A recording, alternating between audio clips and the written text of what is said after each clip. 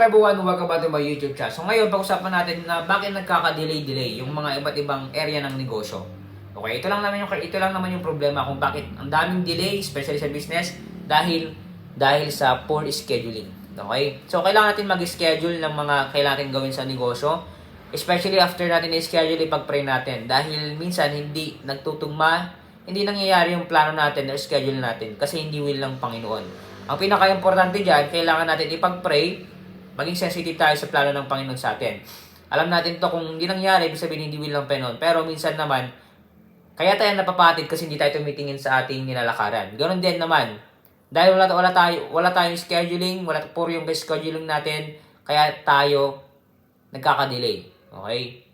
Iba rin naman yung delaying tactics. Okay? Yun naman yung parang kailangan mong manlamang sa iba.